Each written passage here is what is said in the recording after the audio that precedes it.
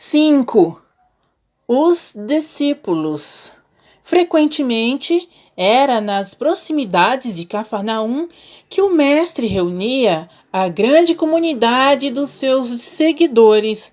Numerosas pessoas o aguardavam ao longo do caminho, ansiosas por lhe ouvirem a palavra instrutiva. Não tardou, porém, que ele compusesse o seu reduzido colégio de discípulos. Depois de uma das suas pregações do novo reino, chamou os 12 companheiros que, desde então, seriam os intérpretes de suas ações e de seus ensinos. Eram eles os homens mais humildes e simples do lago de Genezaré.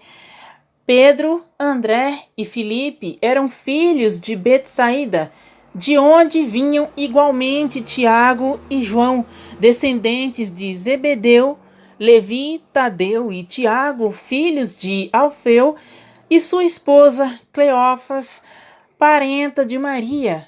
Eram nazarenos e amavam a Jesus desde a infância, sendo muitas vezes chamados os irmãos do Senhor, à vista de suas profundas afinidades afetivas. Tomé descendia de um antigo pescador de Dalmanuta, e Bartolomeu nascera de uma família laboriosa de Caná da Galileia. Simão, mais tarde denominado o Zelote, deixara a sua terra de Canaã para dedicar-se à pescaria, e somente um deles, Judas, destoava um pouco desse concerto, pois nascera em Iscariotes e se consagrara ao pequeno comércio em Cafarnaum, no qual vendia peixes e quinquilharias. O reduzido grupo de companheiros do Messias experimentou, a princípio, certas dificuldades para harmonizar-se. Pequenas contendas geravam a separatividade entre eles. De vez em quando, o mestre os surpreendia em discussões inúteis sobre qual deles seria o maior no reino de Deus. De outras vezes, desejavam saber qual dentre todos revelava sabedoria maior no campo do evangelho. Levi continuava nos seus trabalhos da coletoria local, enquanto Judas prosseguia nos seus pequenos negócios. Embora se reunissem diariamente aos demais companheiros, os 10 outros viviam quase que constantemente com Jesus, junto às águas transparentes do Tiberíades, como se participassem de uma festa incessante de luz. Iniciando-se, entretanto, o período de trabalhos ativos pela difusão da nova doutrina, o mestre reuniu os 12 em casa de Simão Pedro e lhes ministrou as primeiras instruções referentes ao grande apostolado. De conformidade com a narrativa de Mateus, as recomendações iniciais do Messias aclaravam as normas de ação que os discípulos deviam seguir para as realizações que lhes competiam concretizar. Amados, entrou Jesus a dizer-lhes, com mansidão extrema. Amados, entrou Jesus a dizer-lhes com mansidão extrema: não tomareis o caminho largo, por onde anda toda a gente, levada pelos interesses fáceis e inferiores. Buscareis a estrada escabrosa e estreita dos sacrifícios pelo bem de todos. Também não penetrareis nos centros de discussões estéreis à moda dos samaritanos, nos das contendas que nada aproveitam as edificações do verdadeiro reino nos corações com sincero esforço. Ide antes em busca das ovelhas perdidas da casa de nosso Pai, que se encontram em aflição e voluntariamente desterradas do seu divino amor. Reuni convosco todos os que se encontram de coração angustiado e dizei-lhes, de minha parte, que é chegado o reino de Deus. Trabalhai em curar os enfermos, limpar os leprosos, ressuscitar os que estão mortos nas sombras do crime ou das desilusões ingratas do mundo. Esclarecei todos os espíritos que se encontram em trevas, dando de graça o que de graça vos é concedido. Não exibais ouro ou prata em vossas vestimentas, porque o reino do céu reserva os mais belos tesouros para os simples. Não ajunteis os supérfluos ou alforjes, túnicas ou alpecartas para o caminho, porque digno é o operário do seu sustento. Em qualquer cidade ou aldeia onde entrardes, buscai saber quem deseja ir os bens do céu com sinceridade e devotamento a Deus, e repartir as bênçãos do Evangelho com os que sejam dignos, até que vos retireis. Quando penetrardes alguma casa, saudai-a com amor. Se essa casa merecer as bênçãos de vossa dedicação, desça sobre ela a vossa paz. Se, porém, não for digna, torne essa mesma paz aos vossos corações. Se ninguém vos receber, nem desejar ouvir as vossas instruções, retirai-vos sacudindo o pó de vossos pés. Isso é, sem conservardes nenhum rancor, e sem vos contaminardes com a alheia iniquidade. Em verdade vos digo que dia virá em que menos rigor haverá para os grandes pecadores do que para quantos procuram a Deus com os lábios da falsa crença, sem a sinceridade do coração. É por essa razão que vos envio como ovelhas ao antro dos lobos, recomendando-vos a simplicidade das pombas e a prudência das serpentes. Acautelai-vos, pois, dos homens, nossos irmãos, porque sereis entregues aos seus tribunais e sereis açoitados nos seus templos suntuosos, no qual está exilada a ideia de Deus. Sereis conduzidos como réus à presença de governadores e reis, de tiranos e descrentes, a fim de testemunhardes a minha causa. No entanto, nos dias dolorosos da humilhação, não vos dê cuidado como haveis de falar, porque minha palavra estará convosco, e sereis inspirados quanto ao que houverdes de dizer, porque não somos nós que falamos, o Espírito amoroso de nosso Pai é que fala em todos nós. Nesses dias de sombra em que se lutará no mundo por meu nome, o irmão entregará à morte o próprio irmão, o pai, os filhos, espalhando-se nos caminhos o rastreio sinistro dos lobos da iniquidade. Os que me seguirem serão desprezados e odiados por minha causa, mas aquele que perseverar até o fim será salvo.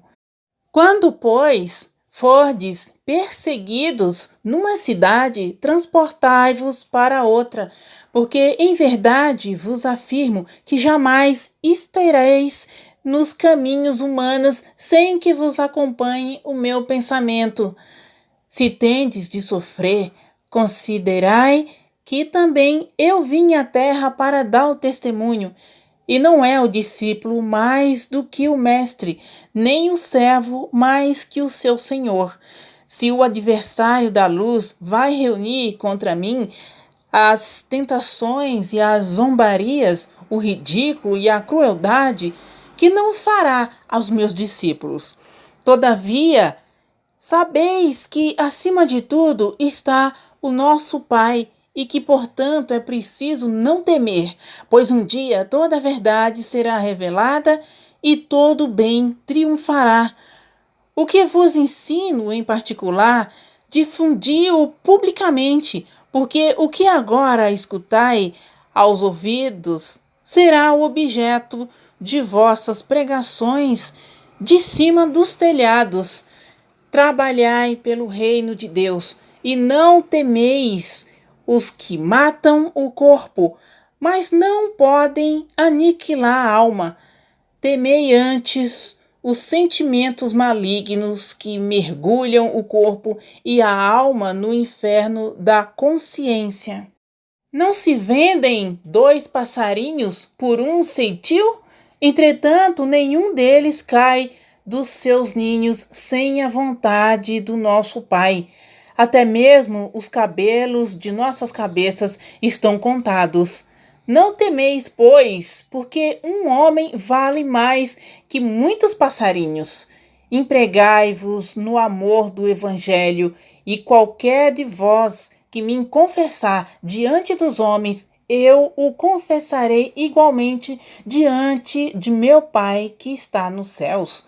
As recomendações de Jesus foram ouvidas ainda por algum tempo e, terminada a sua alocação, no semblante de todos perpassava a nota íntima da alegria e da esperança. Os apóstolos criam contemplar o glorioso porvir do evangelho do reino e estremeciam de júbilo de seus corações. Foi quando Judas Iscariotes, como que despertando antes de todos os companheiros, daquelas profundas emoções de encantamento, se adiantou para o Messias, declarando em termos respeitosos e resolutos: Senhor, os vossos planos são justos e preciosos. Entretanto, é razoável considerarmos que nada poderemos edificar sem a contribuição de algum dinheiro. Jesus contemplou-o serenamente e redarguiu: será que Deus precisou das riquezas precárias para construir as belezas do mundo? Em mãos que saibam dominá-lo, o dinheiro é um instrumento útil, mas nunca será tudo, porque acima dos tesouros perecíveis está o amor com seus infinitos recursos. Em meio da surpresa geral, Jesus, depois de uma pausa, continuou: no entanto, Judas, embora eu não tenha qualquer moeda do mundo, não posso desprezar o primeiro alvitre dos que contribuirão comigo para a edificação do reino de meu Pai, no espírito das criaturas. Põe em prática a tua lembrança, mas tem cuidado com a tentação das posses materiais. Organiza a tua bolsa de cooperação e guarda-a contigo. Nunca, porém, procures o que ultrapasse o necessário. Ali mesmo, pretextando a necessidade de incentivar os movimentos iniciais da grande causa, o filho de Iscariotes fez a primeira coleta entre os discípulos. Todas as possibilidades eram mínimas, mas alguns pobres denários foram recolhidos com interesse. O mestre observava a execução daquela primeira providência com um sorriso cheio de apreensões, enquanto Judas guardava cuidadosamente o fruto modesto de sua lembrança material. Em seguida, apresentando a Jesus a bolsa minúscula que se perdia nas dobras de sua túnica, exclamou satisfeito: Senhor, a bolsa é pequenina, mas constitui o primeiro passo para que se possa realizar alguma coisa. Jesus fitou-o serenamente e retrucou em tom profético: Sim, Judas, a bolsa é pequenina, contudo, permita a Deus que nunca sucumbas ao seu peso. 6. Fidelidade a Deus. Depois das primeiras prédicas de Jesus, respeito aos trabalhos ingentes que a edificação do reino de Deus exigia dos seus discípulos, esboçou-se na fraterna comunidade um leve movimento de incompreensão que, pois a boa nova reclamaria tamanhos sacrifícios. Então o Senhor, que sondava o íntimo de seus companheiros diletos, os reuniu uma noite e quando a turba os deixara a sós, e já algumas horas havia passado sobre o pôr do sol, interrogando-os vivamente, provocou a manifestação dos seus pensamentos e dúvidas mais íntimas. Após escutar-lhes as confidências simples e sinceras, o mestre ponderou: na causa de Deus, a fidelidade deve ser uma das primeiras virtudes, onde o filho e o pai, que não desejam estabelecer como ideal de união a confiança integral e recíproca, nós não podemos duvidar da fidelidade do nosso Pai para conosco. Sua dedicação nos cerca os espíritos desde o primeiro dia. Ainda não o conhecíamos e já ele nos amava. E acaso poderemos desdenhar a possibilidade da retribuição? Não seria repudiarmos o título de filhos amorosos? O fato de nos deixarmos absorver no afastamento, favorecendo a negação? Como os discípulos o escutassem atentos, bebendo-lhe os ensinos, o mestre acrescentou: tudo na vida tem o preço que lhe corresponde. Se vacilais, receosos ante as bênçãos do sacrifício e as alegrias do trabalho, meditai nos tributos que a fidelidade ao mundo exige. O prazer não costuma cobrar do homem um imposto alto e doloroso? Quanto pagarão em flagelações íntimas o vaidoso e o avarento? Qual o preço que o mundo reclama ao gozador e ao mentiroso? Ao clarão alvacento da lua, como pai bondoso rodeado de seus filhinhos, Jesus reconheceu que os discípulos, diante das suas cariciosas perguntas, haviam transformado a atitude mental, como que iluminados por súbito clarão. Timidamente, Tiago, filho de Alfeu, contou a história de um amigo que arruinará a saúde por excessos nos prazeres condenáveis. Tadeu falou de um conhecido que, depois de ganhar grande fortuna, se havia tornado avarento e mesquinho, a ponto de privar-se do necessário para multiplicar o número de suas moedas, acabando assassinado pelos ladrões. Pedro recordou o caso de um pescador de sua intimidade que sucumbira tragicamente por efeito de sua desmedida ambição. Jesus, depois de ouvi-los, satisfeito, perguntou: não achás enorme o tributo que o mundo exige dos que se apegam aos seus gozos e riquezas? Se o mundo pede tanto, por que não poderia Deus pedir-nos lealdade ao coração? Trabalharemos agora pela instituição divina do seu reino na terra, mas desde quando estará o Pai trabalhando por nós? As interrogativas pairavam no espaço sem resposta dos discípulos, porque, acima de tudo, eles ouviam a que lhes dava o próprio coração. Do firmamento infinito, os reflexos do luar se projetavam no lençol tranquilo do lago, dando a impressão de encantador caminho para o horizonte, aberto sobre as águas por entre deslumbramentos de luz.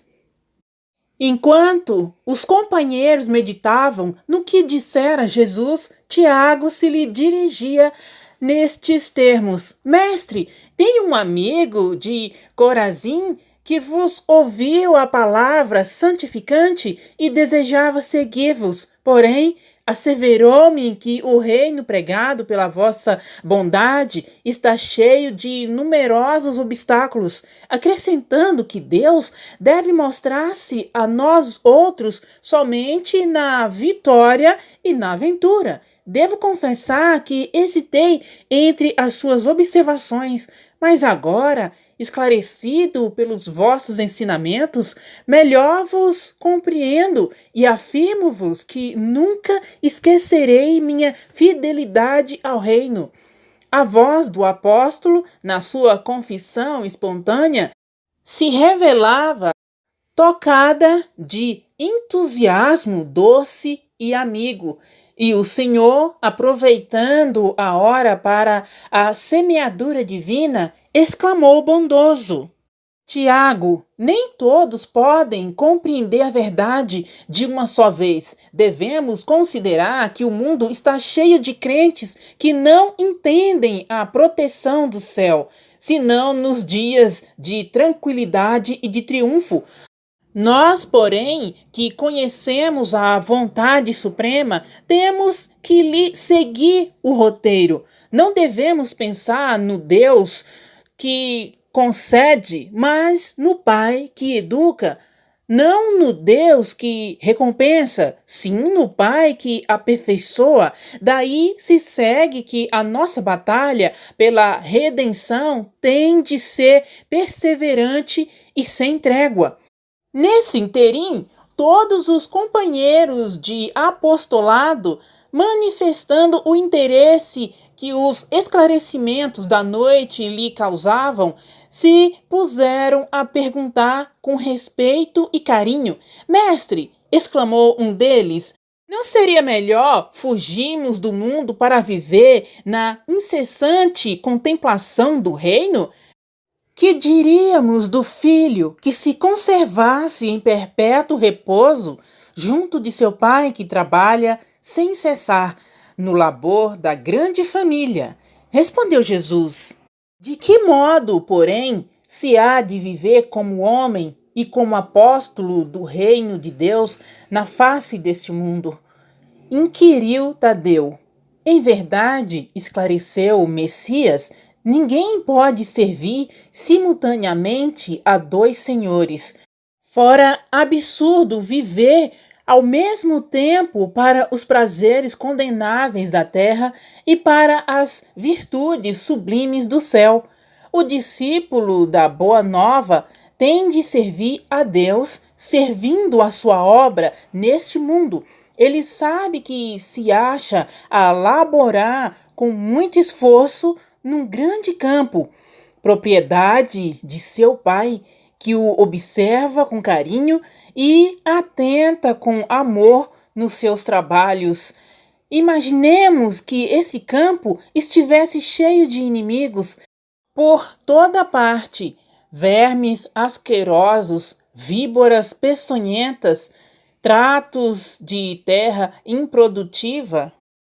É certo que as forças destruidoras reclamarão a indiferença e a submissão do Filho de Deus, mas o filho de coração fiel a seu pai se lança ao trabalho com perseverança e boa vontade. Entrará em luta silenciosa com o meio, sofrer-lhe-á os tormentos com heroísmo espiritual. Por amor do reino que traz no coração, plantará uma flor na qual haja um espinho.